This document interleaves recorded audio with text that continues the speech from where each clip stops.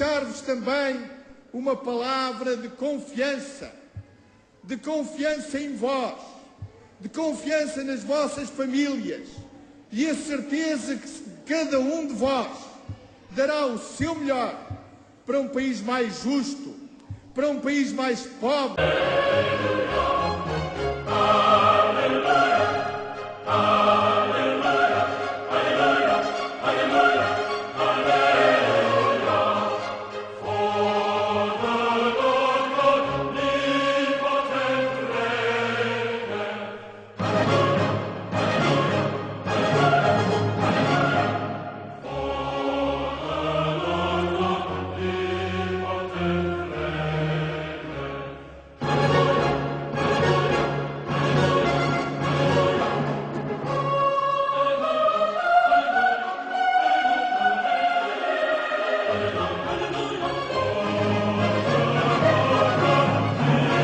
Na nossa viagem pelo mundo com um olhar português, vamos até Zurique. É que na Suíça, ao contrário de Portugal, não há reformas de luxo. Para evitar a ruína da segurança social, o governo helvético fixou que o máximo que um suíço pode receber de reforma são 1.700 euros. E assim sobra dinheiro para distribuir pelas pensões mais baixas.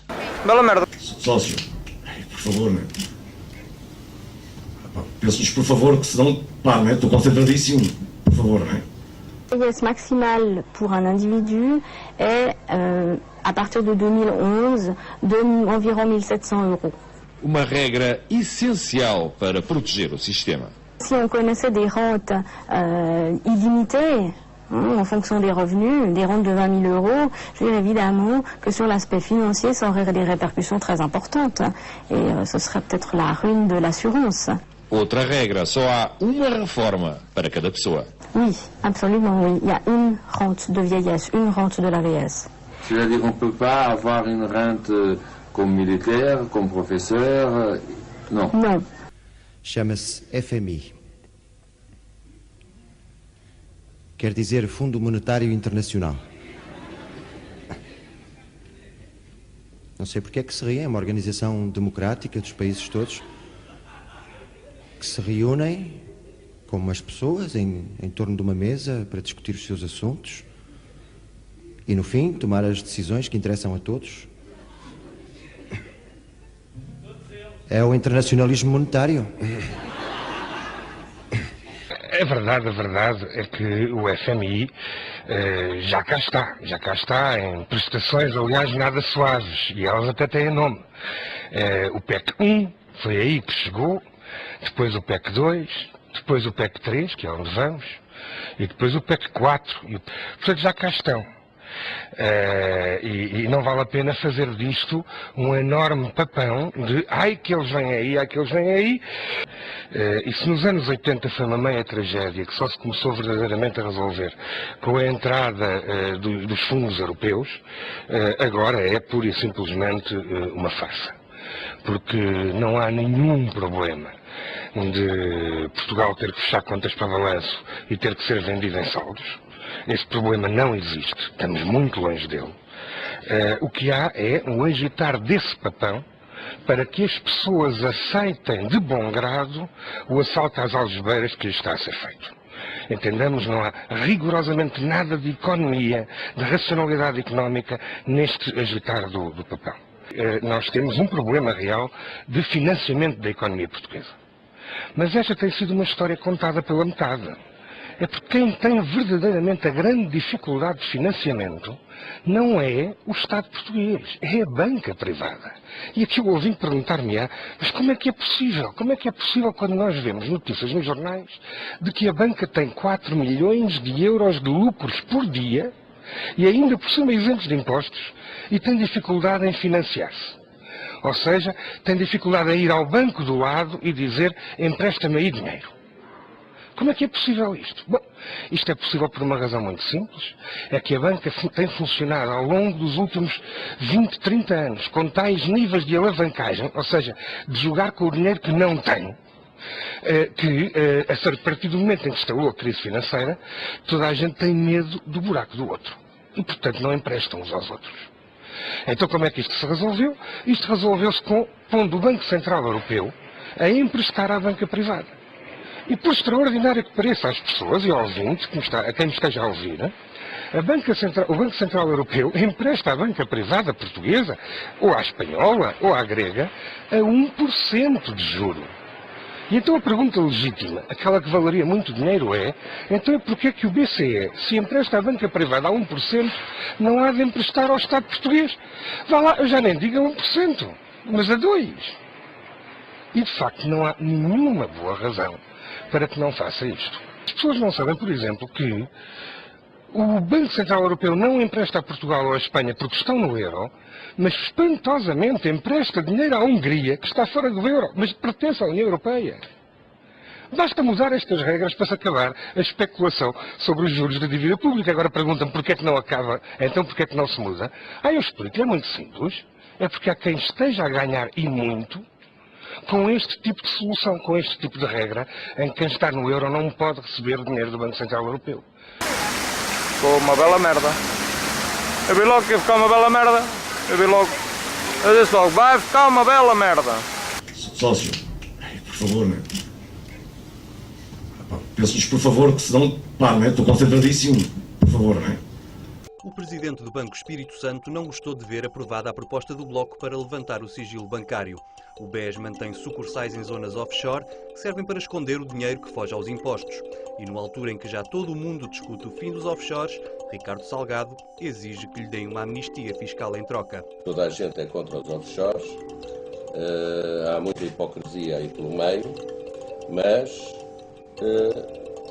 não acredito que haja uma solução dos offshores sem uma amnistia fiscal. E só pode haver uma amnistia fiscal se houver uma harmonização das políticas fiscais. A resposta do governo às palavras do banqueiro foi o silêncio. E só um partido levantou a voz no Parlamento.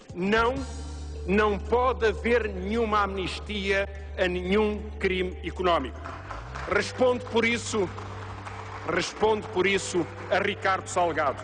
Todos têm que ser responsabilizados pelos seus crimes. Não há amnistia para os offshores. Mas esta é só a parte mais simpática dos negócios do BES com offshores. Hoje sabe-se que muitos milhões de dólares de subornos e comissões ilegais de negócios de armamento foram desviados pela ditadura de Augusto Pinochet para contas do BES em Miami. Agora, a justiça chilena quer reaver o dinheiro que foi roubado ao seu povo, mas Ricardo Salgado acha que não tem nada a ver com isso e acusa o Bloco de ter uma estranha e patológica obsessão com o Banco Espírito Santo. Houve um banco do grupo em Miami que teve uma conta durante 2 anos e isso foi investigado pelo Senado norte-americano e a conclusão foi que estava absolutamente correto. Tudo correto e não tem nada a ver com o Banco Espírito Santo. As investigações do Senado norte-americano desmentem o banqueiro. Entre 1991 e 2000, o BES recebeu quase 4 milhões de euros depositados em contas controladas por Augusto Pinochet e pelas suas empresas em offshores. O banco de Ricardo Salgado tentou esconder aos investigadores as contas de Pinochet na sua filial das Ilhas Caimão, um banco fantasma que na altura não tinha um único empregado. E mesmo após a justiça espanhola ter ordenado em 1998 o congelamento dos bens de Pinochet em todo o mundo, o BES nunca avisou as autoridades do dinheiro que guardava. Depois fez sair esse dinheiro para outros destinos, sempre agindo sobre as ordens do criminoso agora perseguido pela justiça no seu país. E, portanto, as acusações feitas neste momento pelo deputado Francisco Louçã são absolutamente infundadas? Absolutamente infundadas e mentirosas. Apanhadas as mentiras de Ricardo Salgado, falta saber que estranha obsessão patológica faz o Banco Espírito Santo continuar a aparecer ao lado das ditaduras mais sinistras da história da humanidade.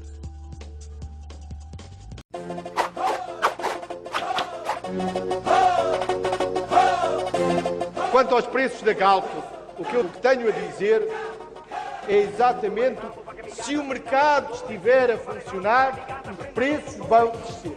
O preço da gasolina portuguesa aumentou a par do preço internacional do petróleo, mas quando o preço do petróleo baixou, as gasolineiras não tiveram a mesma atitude. O resultado foi o maior assalto de 2008 ao bolso do consumidor.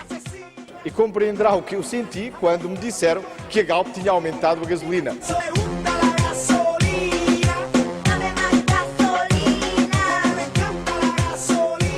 Que não é o Estado que tem alguma coisa a ver com a Galp, nem dá orientações à Galp sobre a sua política de preços.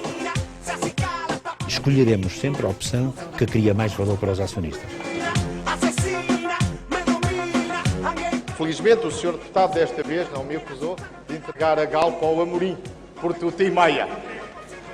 Até eu ouvi dizer que eu era o responsável pela fortuna de Amorim. Bom, Sr. Deputado, peço desculpa, mas a fortuna de Amorim parece que não nasceu com este governo.